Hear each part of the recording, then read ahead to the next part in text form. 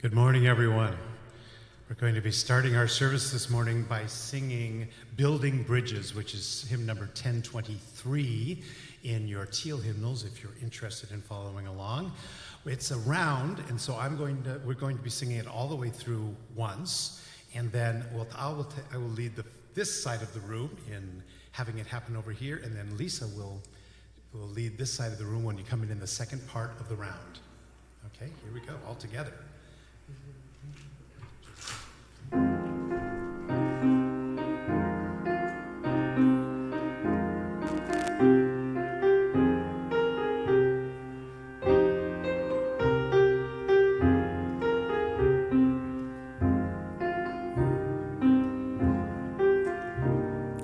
Building bridges between our divisions, I reach out to you, will you reach out to me? With all of our voices and all of our visions, friends, we could make such sweet harmony. Building bridges between our divisions, I reach out to you, will you reach out to me? With all of our voices and all of our visions, friends, we could make such sweet harmony.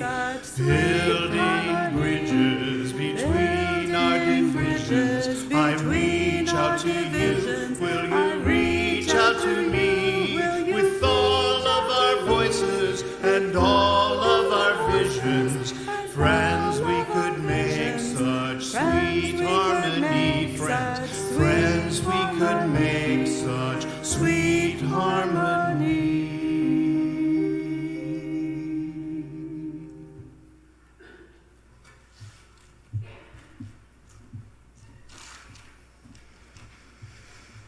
Welcome, everyone, to the Westside Unitarian Universalist Congregation. I am Lisa Reitzes. I'm a member of the worship team, and it is a great joy to be gathering with you for this service and with our visiting speaker, Deb Darhling, who will share with us the extraordinary legacy of PFLAG, which has been saving lives and supporting families for 50 years. Deb, you get to see more of her later. Now, for the last 12 years, Deb has been a volunteer and board member of the Seattle chapter of PFLAG. She went to her first PFLAG meeting shortly after one of her nephews came out to her as gay, and she never left. A retired journalist, she lives in Seattle with her wife. So glad to have you here, Deb. Now, along with Unitarian Universalist congregations everywhere, we signify that this place is a holy place with the lighting of our chalice. Our chalice lighting words come from Rebecca Emiston Lang. Come into this place which we make holy by our presence. Come in with all your vulnerabilities and strengths, fears and anxieties, loves and hopes, for here you need not hide, nor pretend, nor be anything other than who you are and are called to be. Come into this place where we can touch and be touched, heal and be healed, forgive and be forgiven. Come into this place where the ordinary is sanctified, the human is celebrated, the compassionate is expected. Come into this place, and together we make it a holy place. A member of our congregation lighting the chalice today is Shelley Webb, a longtime congregation leader who is currently the chair of our finance committee. Shelley, thank you. The chalice is a symbol of our Unitarian Universalist heritage. May its heat energize us for the work that is ours to do. May its light make our vision clear and bright. May its warmth comfort us always. This morning, as we light this flame, we mark this time as sacred time. We mark this space as sacred space. Let us share in all of this together. And now, as Shelley lights our flame, please join me in speaking the words of our congregation's affirmation. Love is the doctrine of this congregation. The quest for truth is our sacrament, and service is our prayer. To dwell together in peace, to seek knowledge in freedom, to serve humanity in fellowship. Thus do we covenant with one another. Thank you, Shelley. One of the important ways that our congregation expresses our mission and covenant is with the humble acknowledgement that today and every day we are gathered on the unceded ancestral lands of the Duwamish people, people who are still here, carrying forward cultural practices and wisdom that have stewarded this land and surrounding waters for generations. As we feel ourselves firmly grounded on the land beneath us, let us remember that we did not arrive here by chance, but as the beneficiaries of laws that displaced the Duwamish from their homes, banned them from gathering their food, and strove to erase their language and culture. In addition to the harm of this stolen land of indigenous peoples, we acknowledge the stolen bodies of Africans captured and sailed to foreign shores, and the stolen labor of Black, Indigenous, and other people of color. In this acknowledgement, let us have the courage to consider our role in the repair of this legacy of violence and erasure. And as on every Sunday, we as a congregation say with our words and actions to all those who enter this holy space, whoever you are, wherever you have come from, whatever the color of your skin, whoever and however you love, however your body moves and your brain works, however you identify, you are welcome in this faith community. Our Unitarian Universalist tradition has no test of faith, no creed or oath to swear. We have instead the promises we make to one another, commitments we make to healing a hurting world within and beyond our walls. So welcome again on this mild autumn morning. It's going to burn off later. If you are with us for the first time, and the first time in a while, welcome. We're so glad you're here to share in this time, to make some space in your life, to attend to your heart and your spirit, to come together in community. Please visit our website, which you can do by scanning the QR code on the card in the pews, and there you can fill out a welcome form if you're new, so we can get to know you a bit better and send you our weekly newsletter electronically, the West Side Week. It is so good to see familiar and quite a few new faces today. So now let's take a few moments to greet the neighbors around us. Hello, neighbors.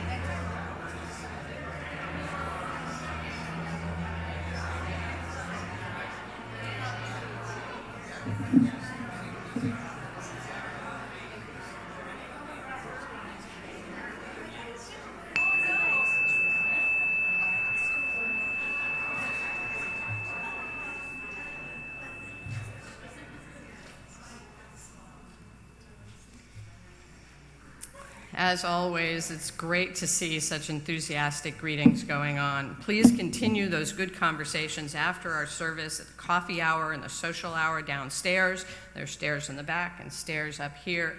Deb will be joining us down there and has brought some PFLAG materials to share. So at this time in each Sunday service, our chalice lighters offered the opportunity to reflect on a question so that we can get to know them better as a member of our community. Shelley was asked this question: what does being a Unitarian Universalist mean to you during this season of your life? Shelley?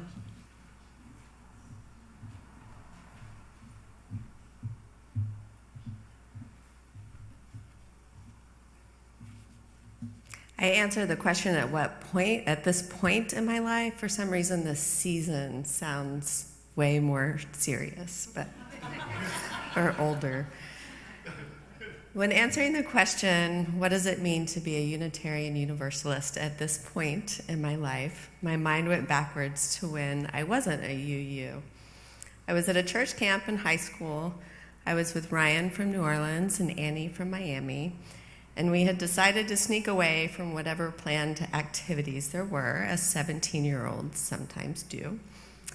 And we were hanging out by a river having deep 17-year-old conversations. Ryan and Annie were talking about a Jewish friend of theirs and the idea that in our Christian faith, someone who had not accepted Jesus as their Savior was going to hell, and what did that mean exactly? And what did that mean for all the people in the world that weren't Christian? Was it true? It seemed like a pretty harsh belief for someone that grew up in a church that primarily taught love. And it was then that I decided that it wasn't true for me. A truth I didn't feel comfortable sharing or talking about with my then church community. I once asked my mom, perhaps another 17-year-old question, while sitting in the sanctuary through what I thought was a fairly long and boring service, why she liked going to church. And she responded that it was a time when she could sit in a space surrounded by other people with shared beliefs, and she needed that. Being UU at this point in my life, with my own 17-year-old, comes with a similar answer as my mom sitting in her church so many years ago. To sit in a space surrounded by other people with shared beliefs, beliefs that honor each and every person, and to be part of a community where I can be my full self, where we are given permission to hold different beliefs about God, permission to change those beliefs, permission to come as we are, and I need that.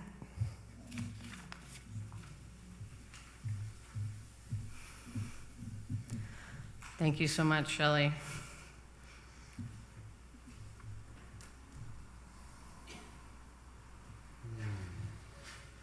I invite you all to rise in body or spirit as we sing Spirit of Life. And we'll be singing it both in English and in Spanish. And this is written by one of our most beloved composers, Carolyn McDade.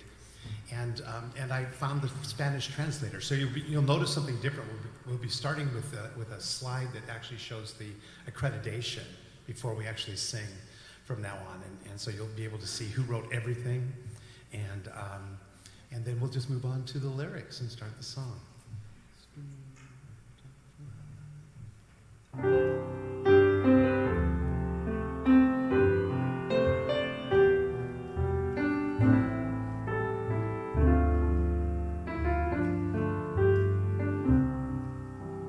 Spirit of life, come unto me. Sing in my heart all the stirrings of compassion. Blow in the wind, rise in the sea. Move in the hand, giving life the shape of justice. Roots hold me close, wings set me free. Spirit of life, come to me, come to me. Fuente de amor, ven hacia mí. Y al corazón, cántale tu compasión. Sopla al volar, sube en la mar, hasta moldear la justicia de valida. Aráñame, libérame, fuente de amor, ven a mí, ven a mí. Spirit of life, come unto me. Sing in my heart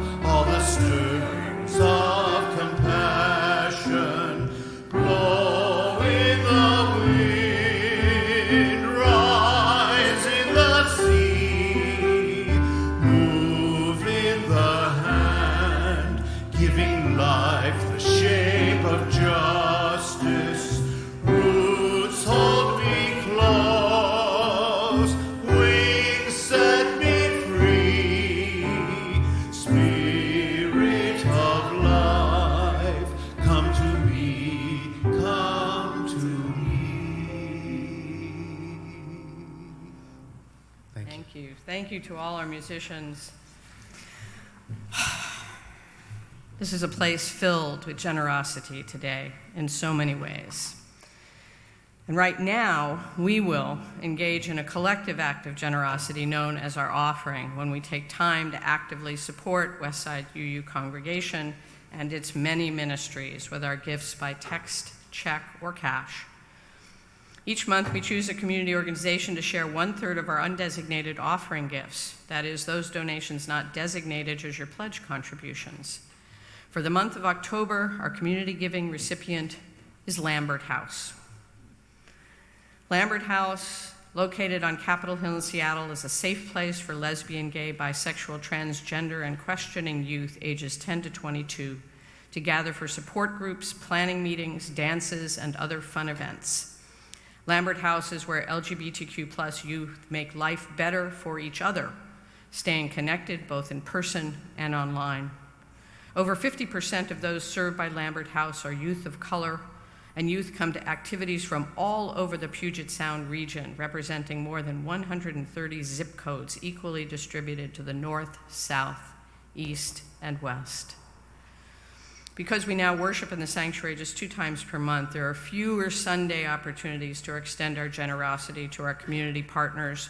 So please consider increasing your contribution in each service that you attend so that we can continue the support of the work of these worthy organizations. You can give by text by sending a message with the $, the amount you want to give, the number on the screen. For folks here in the sanctuary, prefer to share your gifts by cash or check. The greeters will move among us shortly. If you'd like your gift to be recorded as coming from you, please remember to use one of the envelopes in the pews. And now please enjoy this gift of music from Lisa Maynard, Chris McEwen, and Kathleen Tracy.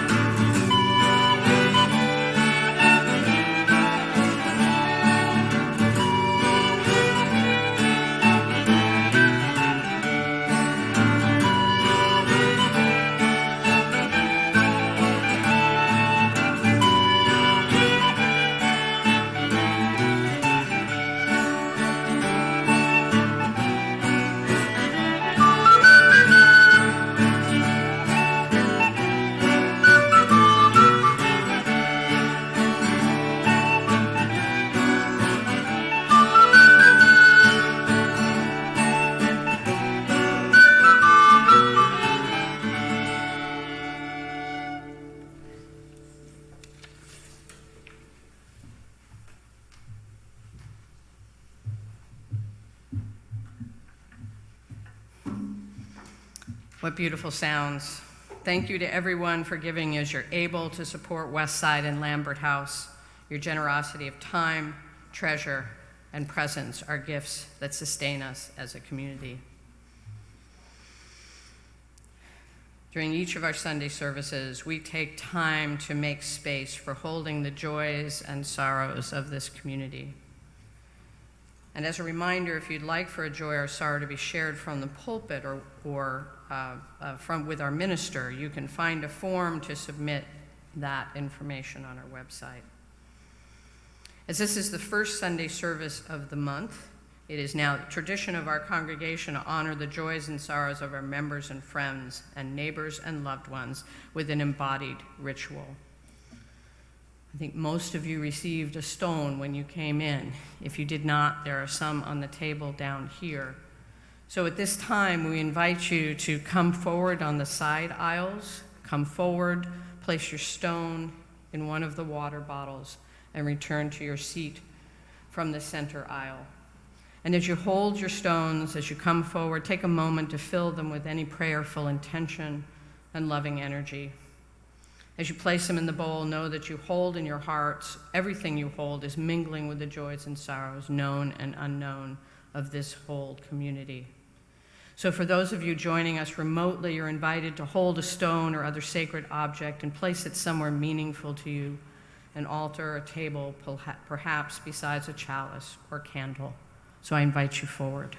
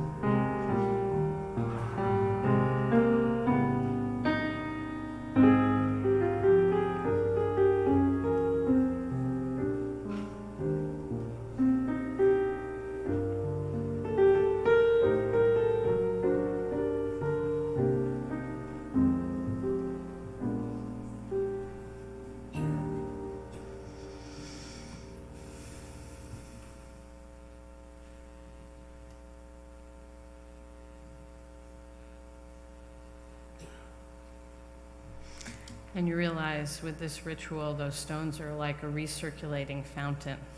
They come back. You were holding a stone that somebody else had held and put forward the last time we did this, and we'll continue that continuous cycle.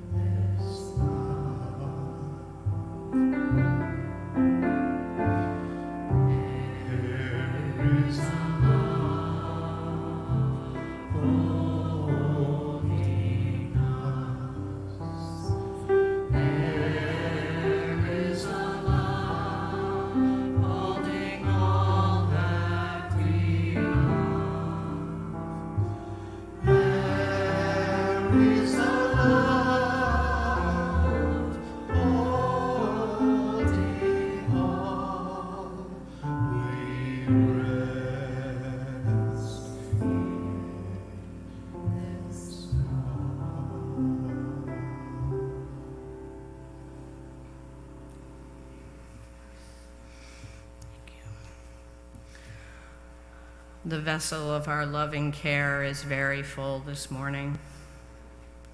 So let's join in a time of silent meditation to breathe together, experiencing how we are connected in this community and in this space.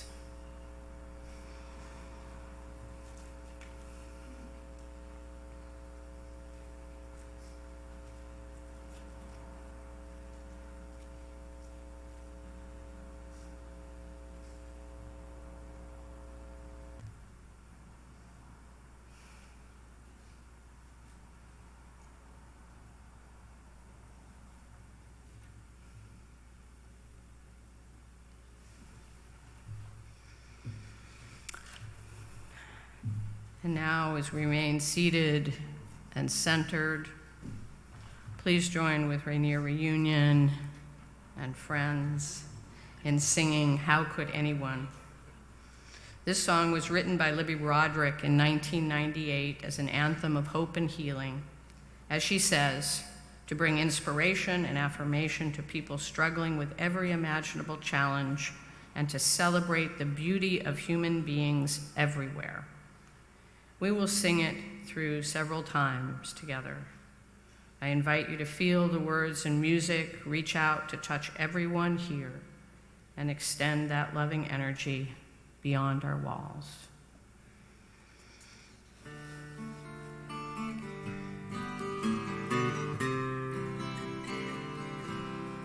How could anyone ever tell you you were anything less than beautiful? How could anyone ever tell you you were less than whole? How could anyone fail to notice that your loving is a miracle? How deeply you're connected to my soul.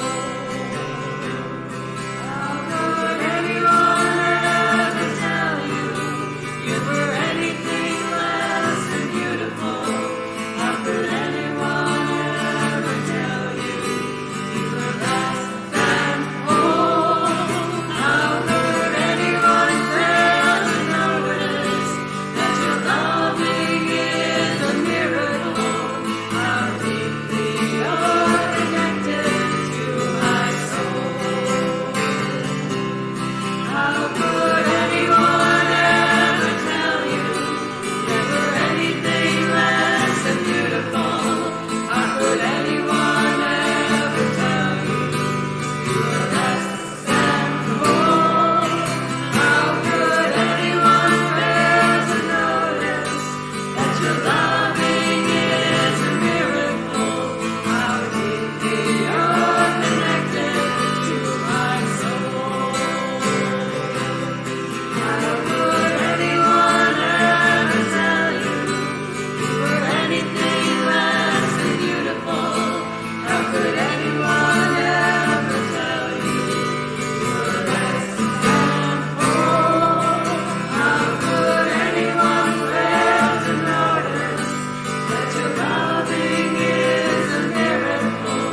How deeply you're connected to my soul. How deeply you're connected to my soul.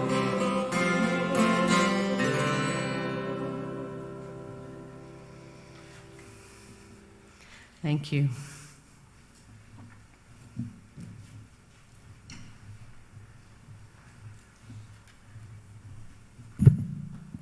I want to thank Kathleen and Rainier Reunion for just providing some excellent music for us and just perfect for today's service.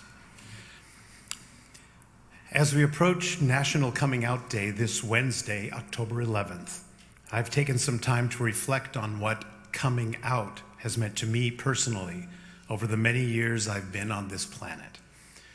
For me, coming out hasn't been so much a banner day, but a continually evolving realization of who I am and how I choose to express my uniqueness and camaraderie with others who experience a similar self-identification. As a young child, I remember feeling different and having strong attraction for my friends who were boys. I think my first step in coming out was this deep inner knowing. And while I did some exploration with willing friends, I wasn't ready to call this anything. By the time I was 13, I had done my research and came to the conclusion that I was indeed a homosexual and feared that it was a disease. So I asked my parents for psychiatric help. I came out to my therapist at that age, 13, but in 1965, none of my friends knew my secret, and we never spoke about it in my family. When I was 15, while on a vacation with my parents to Hawaii, I snuck out of the hotel one night and ended up searching for and meeting a young man and having a deeply moving and life-affirming physical experience with him. We met several times during this trip and began a mail correspondence. Unbeknownst to me, my mother began intercepting these letters and confronted me with a bundle of them in a typical drunken haze.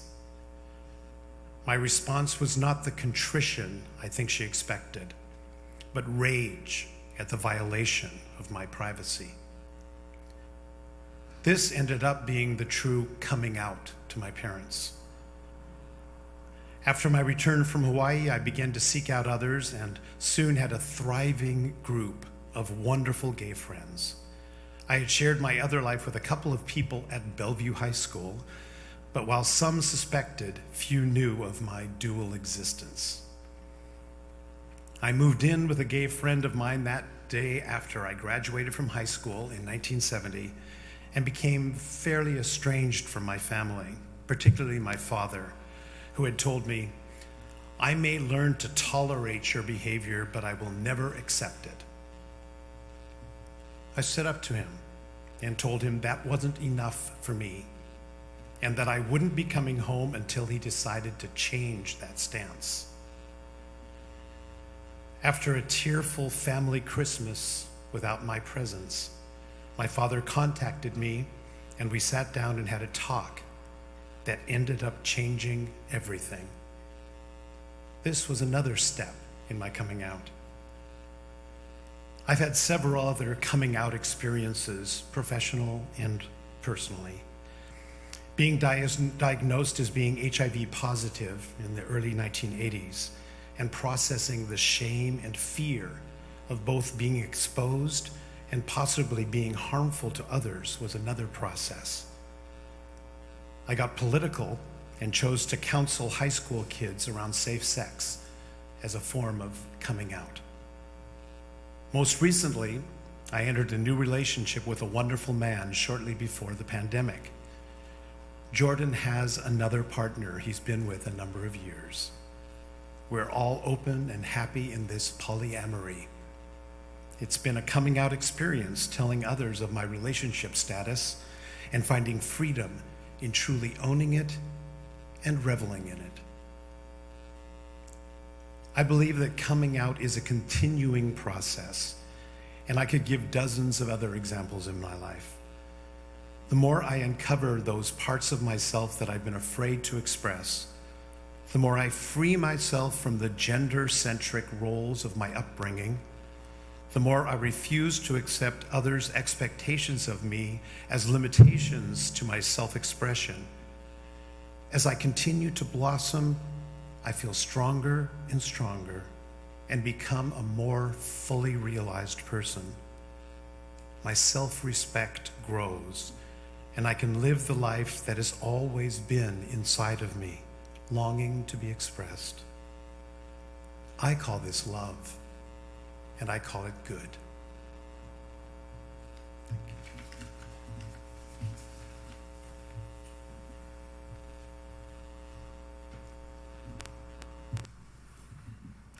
Thank you, Scott.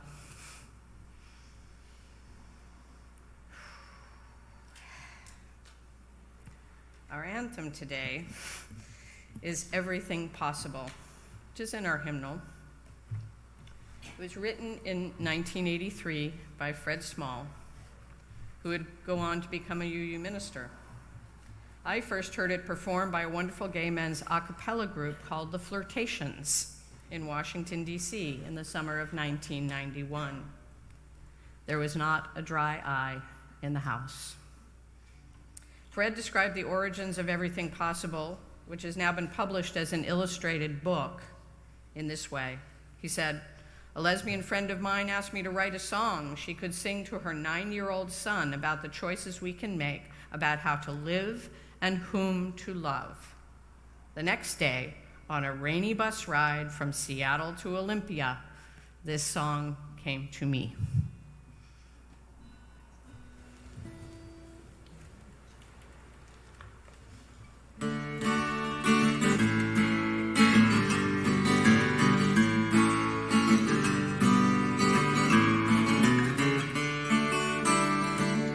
We have cleared off the table, the leftovers saved, washed the dishes and put them away. I have told you a story and tucked you in time at the end of your knockabout day. As the moon sets its sail to carry you to sleep over the midnight sea, I will sing you a song no one sang to me. May it keep you good company. You can be anybody you want to be. You can love whomever you will. You can travel any country where your heart beats. And know I will love you still. You can live by yourself. You can gather friends around. Choose one special one. And the only measure of your words and your deeds is the love you leave behind when you're done. There are girls who grow up strong and bold. There are boys quiet and kind. Some race on ahead, some follow behind. Some go in their own way and time. Some women love women, some men love men, some raise children, some never do. You can dream all the day, never reaching the end of everything possible to you. Don't be rattled by names, by tones, by games, but seek out spirits true. If you give your friends the best part of yourself, they'll give the same back to you. You can be anybody you want to be. You can love whomever you will. You can travel any country where your heart beats. And know I will love you still. You can live by yourself. You can gather friends around. Choose one special one. And the only measure of your words and your deeds is the love you leave behind when you're done. And the only measure of your words and your deeds is the love you leave behind when you're done.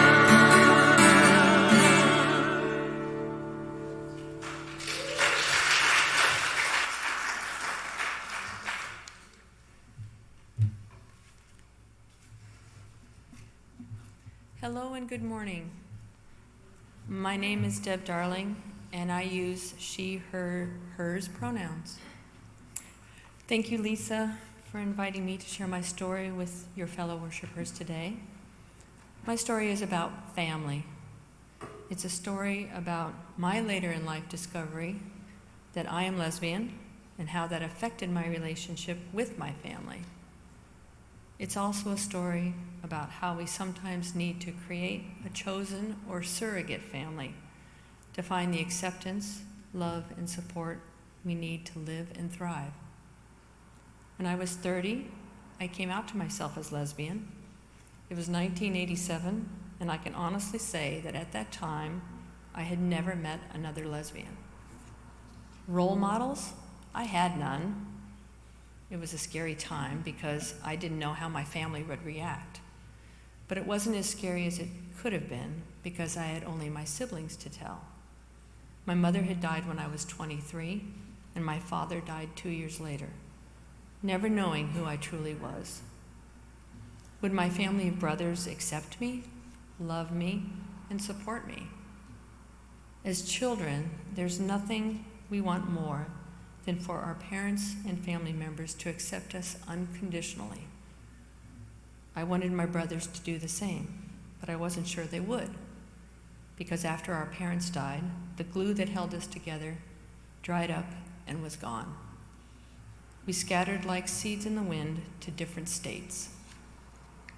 I waited a long time to tell my brothers, and when I did, I was heartbroken to discover that only one of the 3 brothers was going to love me no matter what. One brother, the one who goes to church regularly, sent his sons to Catholic school, and calls himself a Christian, said he needed to think about things, and then he would get back to me so we could talk. That conversation never happened, and to this day we are still estranged. I confided my hurt feelings to my best friend, who is gay, and that's when he told me that sometimes we have to let go of our blood relatives and make a new family. Fast forward 20 years. I was now out at work and found coworkers who also were part of the LGBTQ community. I was out to my neighbors. I hung the pride flag on my front porch, a symbol and declaration that passersby would see every day of the year, not just during Pride Month. The people in my life were friends and acquaintances, but not my family. At least not what I thought was the definition of family. I was making a life for myself in a new city and 1,500 miles away from my brothers, who I rarely spoke with, even though I tried. I decided it was time to make a new family. Holidays, dinners, and birthdays, the times when you want to be surrounded by those closest to you, were brightened year after year by a close-knit group of people who became my family. It was an eclectic mix comprised of colleagues from work, a graduate student who was far from home and also looking for family, the woman who would soon become my life partner. I now had my family. Fast forward 10 more years. I was attending a nephew's high school graduation in my hometown of Albuquerque. This nephew was the middle son of my brother who had disowned me 15 years prior. Over those 15 years, I never missed sending birthday and Christmas gifts to my nephew and his 2 brothers because I wanted them to know they could always count on me as their aunt, who would love, support, and encourage them unconditionally. They were family to me, even though their father did not accept me for being lesbian. After the graduation ceremony, I took my nephew out to lunch, and I told him I was gay. I wanted him to know why his father had stopped mentioning me, and I gave him permission to understand what I was saying and never speak of it again if that's what he wanted. It didn't surprise me when my nephew told me he loved me, and what I had told him didn't change how he felt toward me. He told me I would always be his family. My heart soared. We then spent the rest of the day hanging out, as aunts and nephews do, of course. So I knew we now had a solid familial bond. 2 weeks later, I got an email from my nephew. He wanted to know when and how I decided I was gay. I told him that being gay isn't something you decide, that it is who you are when you are born. And his response was, "I think I might be gay." Many parents whose child comes out to them don't know where to turn to find resources to help them understand what it means to be LGBTQ+. They don't know who to talk to. They wonder, who else knows? Who can I tell? What if I say something that outs my kid accidentally? In essence, the child comes out of the closet and the parents go in. I knew what it meant to be LGBTQ+, but I needed help to navigate the changes my nephew was going through in a house where I knew it was a very negative thing for him to be gay. I especially needed guidance on what to say to a child who had been told for years that being gay meant eternity in hell. My best friend, the gay one I mentioned, who told me that sometimes your family is the one you make and not the family you were born into, told me it was time for me to go to a PFLAG meeting. PFLAG, as we learned earlier, is the nation's first and largest organization dedicated to supporting, educating, and advocating for LGBTQ+ people and those who love them. As the storybook we shared earlier said, it was founded by Jean Manford. And what I always like to say is that she marched with her son. She didn't parade with her son to show her support for him and his fight for equal rights for gays, and to encourage other parents and families to do the same. PFLAG, the acronym back then, stood for Parents, Families, and Friends of Lesbians and Gays, was born. My first memory of PFLAG was when I lived in Denver. My best friend had joined the Denver Gay Men's Chorus in 1982. This was the time when AIDS was spreading and becoming an epidemic across the country, and many gay men were being shunned by their families and friends and left to die alone. Many of the chorus members did not have support from their families, or they were like my friend who had moved far away from his family so he could come out of the closet where nobody knew him. These young men had surrogate parents, PFLAG moms and dads, and those PFLAG parents were at every concert, congratulating the chorus members after every performance in the lobby with coffee and cookies, smiles and hugs. I didn't know what to expect when I went to my first PFLAG meeting. When I finally went, the woman who greeted me when I walked into the room had silver hair, a jovial smile, and a twinkle in her eye. She was about 70 years old, was the mother of 2 gay sons, and she had been fighting for equal rights for the LGBTQ+ community since the early 1970s. She welcomed me and gave me a hug. At a PFLAG meeting, you share your experiences with others to learn how to support one another with love and pride and to keep families together. You ask questions that you think are dumb. You ask for advice and guidance.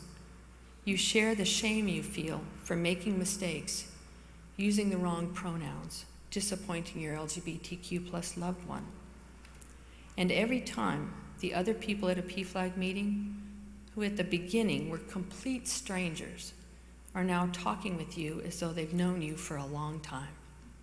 There is no judgment, only conditional support and compassion. It didn't take long for me to realize that these people were what I had always thought families would be like. When I needed to talk with someone about the dark periods of drug use and self-harm that my gay nephew was going through, I went to a PFLAG meeting, or I called a PFLAG volunteer. When my nephew went silent for 6 months and I was worried sick, my PFLAG family helped me get through it. And when my nephew finally called me again, I went to a PFLAG meeting to share the news and to celebrate with the people who had held my hand and comforted me on that long and anxious journey. One of the best days of my life was 10 years ago during Pride Month. My nephew was spending the summer in Seattle at an internship. I asked him if he would march in the Seattle Pride Parade with me as part of the PFLAG contingent.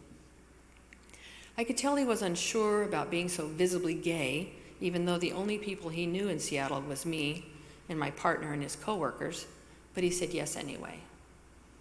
I hoped that by marching in the parade, he'd see all the thousands of supportive people along the route and hear all the cheers as PFLAG marched by, and he'd understand that his being gay was okay. The day of the parade, we donned PFLAG Seattle's signature t-shirts that read, "We are family." I carried a sign that read, "I love my gay nephew," and my nephew handed out PFLAG's "I'm loved by PFLAG" stickers to spectators all along the parade route. By the time the parade was over, my nephew had become a different person. I could tell he finally felt comfortable in his own skin. He was jubilant. He spent the rest of that day at Pride Fest on the Seattle Center grounds with 2 new friends he met at the parade. It was as though he had been reborn in just a few hours, like a caterpillar turning into a magnificent butterfly. He knew that I and others loved him unconditionally. He knew we were his family, his chosen family. It was his day to fly away and be free. Since that day, I have met others at PFLAG meetings who have what they call a chosen mother or a chosen daughter. One friend refers to her chosen daughter as her daughter of the heart. These people have opened their hearts and minds to a different definition of family. Family. How do you define it? How important is it to you? How does it define you? Whether family is your actual blood kin or one you've created, the things that bond a family are acceptance, love, and support.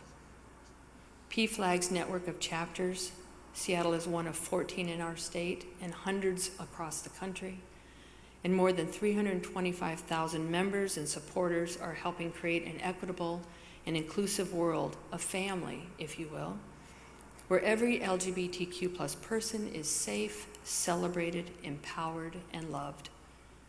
In my 12 years of being a member and volunteer with PFLAG Seattle, I am continually learning how I can be a committed advocate for my nephew, for myself and my partner, my friends, and the entire LGBTQ+ community. PFLAG has helped me and thousands of LGBTQ+ people and their parents, friends, and allies learn how to support and encourage one another with love and pride. Keeping families together and leading with love, that's PFLAG. Thank you.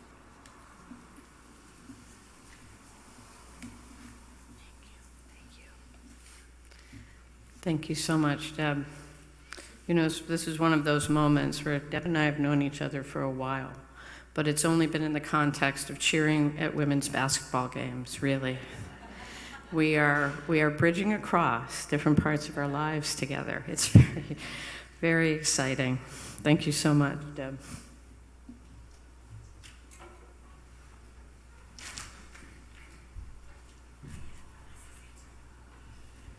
I invite you now to rise in body or spirit as we sing Answering the Call of Love.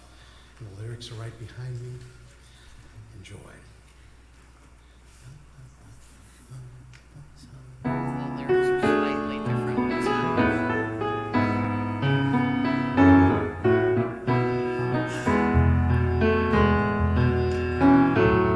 The promise of the Spirit,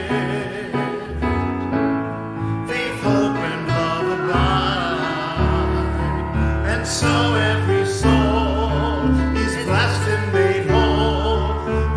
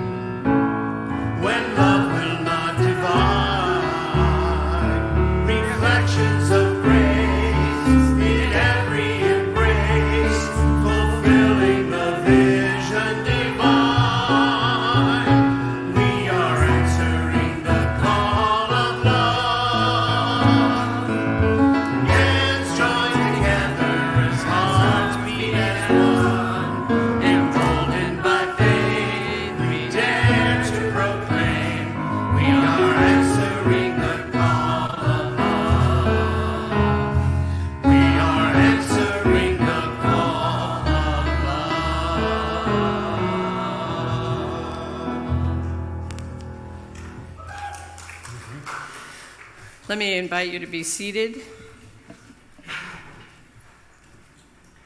I want to express enormous gratitude to all who have generously contributed to this service and to our joined experience here. Of course, to Deb, our visitor, thank you so much for bringing your story to us. To our spectacular musicians, near reunion with guest Kathleen Tracy. To Scott Farrell and John Hansen and Marianne Key.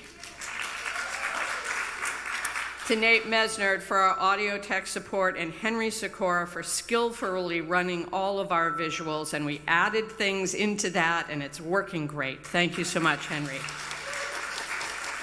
As always, it has been a pleasure and blessing to do this sacred work together. So members, as always, please do look at your West Side Week, which you received on Friday, for details about upcoming and ongoing activities, both in person and online.